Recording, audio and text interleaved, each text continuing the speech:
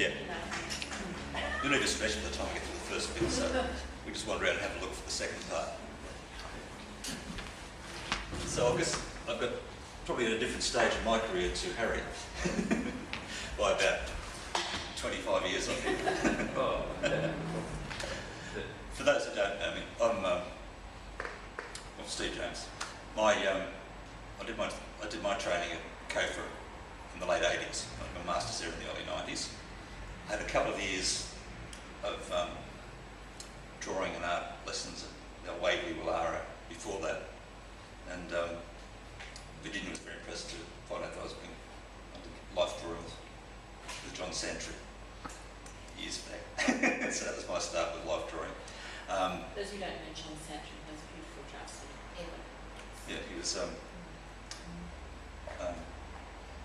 I think a teacher and mentor to a lot of quite famous artists, including Brett Whiteley, who drew with him for years after. But anyway, that was the beginning of my drawing, and I went to art school with really wanting to be an abstract expressionist painter. So I loved the texture and the paint, the movement of it. But when I got there, I found I was really good at drawing the figure, and I put that down to years of nursing and understanding the body and that sense of it.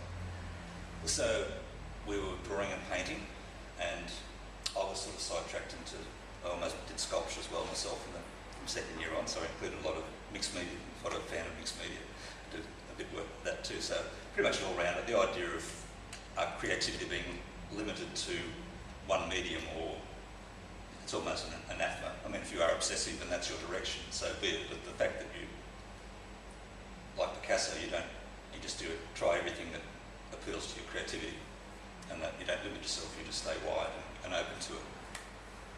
So this is, over years I've shown mainly, after I left college, I was pretty lucky, I got picked up by a pretty good gallery straight out of school, so we took off from there on a good start. Got into the Salon de Refusé and a few things, as one does when you're starting out. But I soon found out that the pressure of coming up with ideas, for that very focused way is quite challenging. And I've always found out that my creativity through that period goes across different directions. I'll produce one set of work, but another ideas will suggest or take another direction. And they're both valid, and you think, I've got to have time to do that and that. And it's always a battle and a struggle to find those different time to do all those ideas and give them their full justice. This is a lovely example of that in case in point. What's happened over the last couple of years, I've focused a lot on drawing because mainly I was teaching all through the daytime and half the night, and the only time I got to do any work was like 10 o'clock, 11 o'clock, 12 o'clock at night. So drawing was very good because you didn't need to worry about the colours. So I produced a whole series of charcoal and pastel works, and that was really my first drawing show. Serious drawing work put together. I always used drawing as my basis for my painting and other work, but never as a primary medium. Always put them aside, never shown them. But I really came to love the charcoal and the pastel and the black and white, the beauty and the painterliness of it, but the lovely textures you get and things you can do. So I found in my figurative work that I now prefer to just work in charcoals. And so all those and working on the years and years of imagery and work that I've built up in the figurative field, I've really, in painting, I've sort of reinvestigating in charcoal, because it just seems to suit what I try to get in paint. I seem to have expressed to its best way in that black and white, the simplicity of it. Now, I've always been a fan of black and white film. My wife Mel, so I thought they filmed very badly downhill when they invented CinemaScope and Technicolor.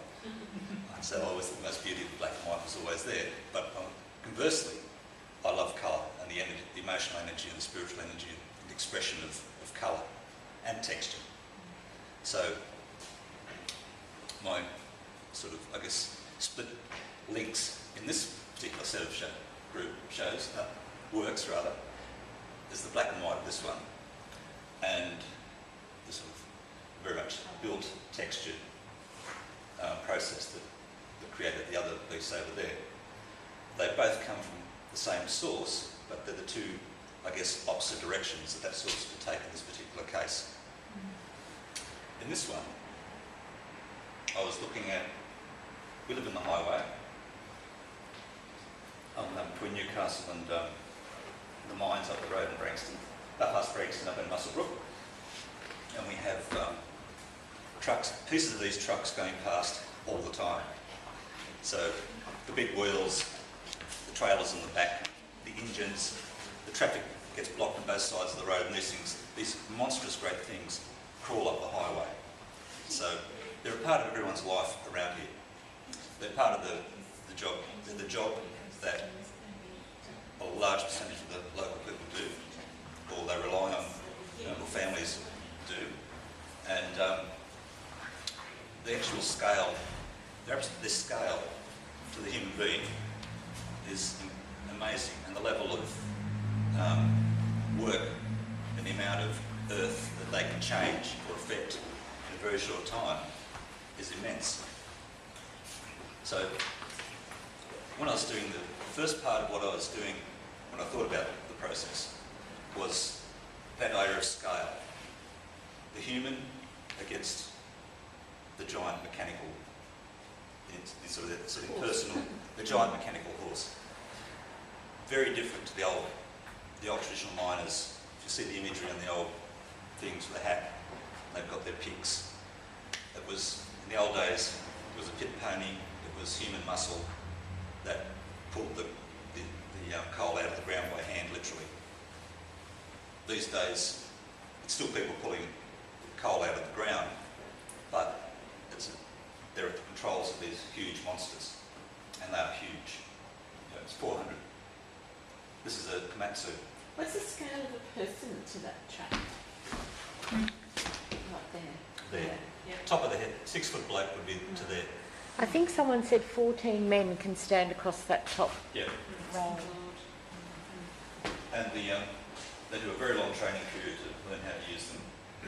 They don't go very fast, because if they go too fast, they don't stop. So, and they have about they do lots of training and breaks for different inclines, all this sort of stuff. There's long training, and there's a series of buttons about this long of different brake combinations. So this is got a diesel motor that kicks over an electric motor, and each of the motors driven by a big electric turbo. It's like a train on rubber wheels. So that mass is very significant, against a person. Occasionally, it's not just people who get squashed. It doesn't happen very often, amazingly. It's actually, they have, the utes, and they run around these flags on top of them. Well, occasionally, if someone's not paying attention, because you can't see up there, the odd truck has been squashed by being in the wrong place at the wrong time. Luckily, it doesn't happen that often, but there's been a few up here. But it's, and human being, giant beast in this industry. That balance of the vulnerable human scale to the giant industrial scale that the industry operates on is what I was investigating. The first part of the work, I considered getting some photos of people who work the machines and combining some portraits, like some snapshot portraits of the workers on the job, combined with this and some other elements to make the scale more obvious. And I sort of got my cousin to try and do it, but he wasn't very reliable and come up with photos. But by that stage, I moved on from that. The idea of, as Harry said, sometimes cast out. You take things away and cast out the things that may have been the start of the project to make it work. And so back to the simple statement in drawing of the giant object was where it came to.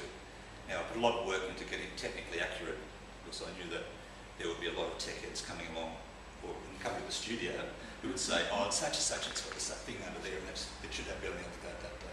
So I made sure everything's where it should be. It was in my studio while I was working on it for for months, and my students come in through the studio. We have our lessons there, so it was a great centre of interest for both the kids, the adults, the kids' parents, because a lot of them were minors. A lot of the mothers were minors, so there's a big push of women into the industry now. So they, and yeah, it was great because a lot of the time they didn't talk about the job. People, everyone thinks they must know about it. No one talks about it. They'd rather not be there with them. They don't have to be. But I had lots of conversations that started with parents coming in that they start telling me about things on the job or how the machines work or their experiences, and it really was a great connection with a lot of people that a lot of the parents are really interested in their kids' art, but a lot of them don't necessarily have that engagement themselves. Though there are definite exceptions in the room. One family in the room, but at the moment, quite the opposite. But a lot of the dads that come in quite often be a bit wary, just it's a bit arty. They sort of look around the corner a bit. It's not quite in their comfort zone. But a lot of them came in and started talking, getting interested once the piece was up there. And I guess it's an important part of social history. It's about my interest in art's always included people. I tried doing landscape when I was a student, developing my style. I thought, well, yeah, landscape's all right, but what's it about? And I found the landscape became relevant when human stories were involved in it. So figures, and once there was a figure and there was a human element to it, then that for me, gives it some sort of relevance, narrative, or great. For landscape painters who find meaning within the experience of landscape, that's fine. For me, I really need to see the human story to it. Whether it's environmental, whether it's historical, whether it's personal, psychological story, they're all the elements. The psychology of scale, working among huge machines as a tiny little person, long hours of standing there chugging along in a truck. It's not necessarily the most exciting job to be doing. And I think boredom and fatigue is a big issue when you're doing 12-hour shifts, that sort of stuff. And really all those stories that come out are what, this is the industry as it is now. This is what the tools miners, local people are working with, our neighbours are working with, family members are working. And it's something we need to know more about the people who live with and understand it. So I guess that's one of the reasons for choosing, I guess it's really the symbol of the industry. The old miners hat for the old days. You would say the miners had the pick. Yeah, that's what I think mining. And now it's these trucks. What's different now? It's not just, the old days the symbol of the miner as the worker was what you saw. But this is the symbol for the miners as workers, but it's also the symbol of the corporations that run it, or the whole industry. It's a very different social dynamic to the old symbols we had. I think it says a lot about the way society is now. That's not necessarily that everyone's on the same level, but the lines of differentiation are gone. Even though the differentiation's increased incredibly between the ones in the corporate end of the thing and the working end of the thing, it's just spreading that far apart. But the symbols of difference are disappearing to make that widening gap more invisible to the public eye and the symbols, which is another level of concern, or another way of thinking about it.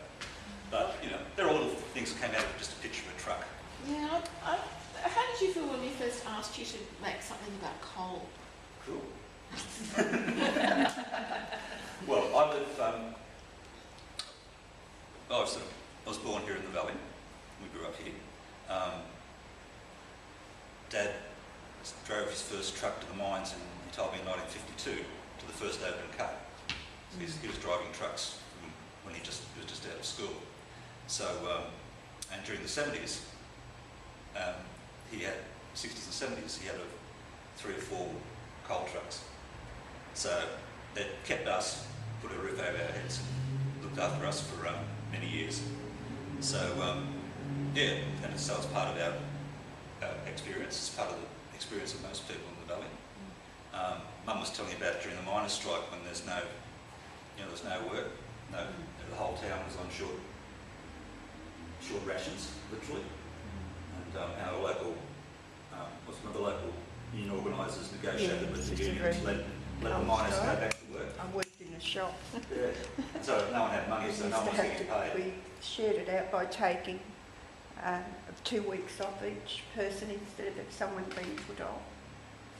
And our bosses weren't getting any money, you know. It was a terrible coal strike.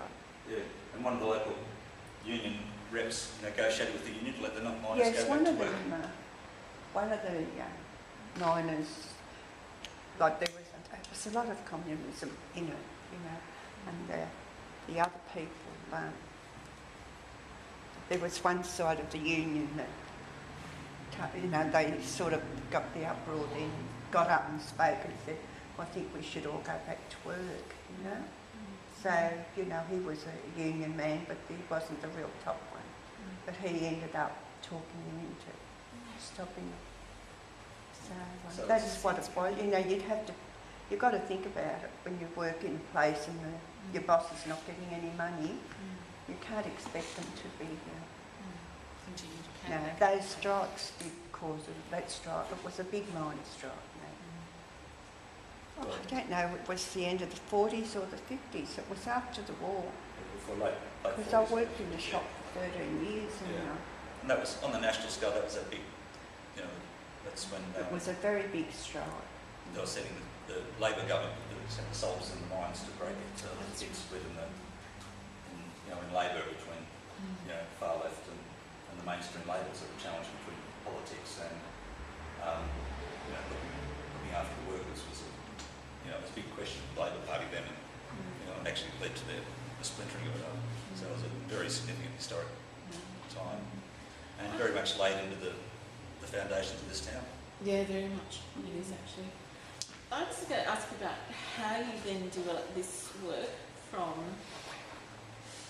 the idea of, coal and blackness, and interestingly, you've paired it quite accidentally initially with a quote from Frank Waters where he talks about the colour that was unexpected when he went to the mines. Well, that's it's sort of it comes from I guess the exhibition found the artwork rather than the other way around. It's as I said, I started with the long panels, especially this one. Do we all get up here and take that chair? Stand up.